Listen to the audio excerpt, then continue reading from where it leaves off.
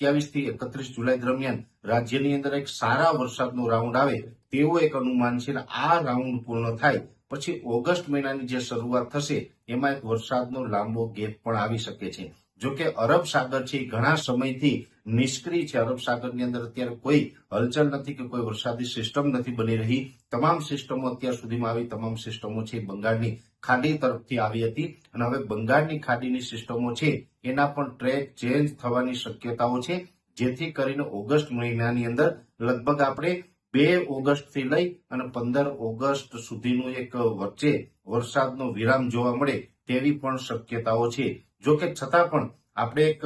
આશા એ છે કેમ કે એ બંગાળની ખાડી છે એ ઓગસ્ટ મહિનાના શરૂઆતના દિવસોમાં નિષ્ક્રિય થશે તો જ આપણે અરબ સાગર છે એ સક્રિય થાય અને અરબ સાગર સક્રિય થશે તો 15 ઓગસ્ટ પછી જેવી રીતે અત્યારે એક પછી એક વરસાદી સિસ્ટમ બંગાળની ખાડીની અંદર બની રહી છે એવી જ રીતે 15 ઓગસ્ટ પછી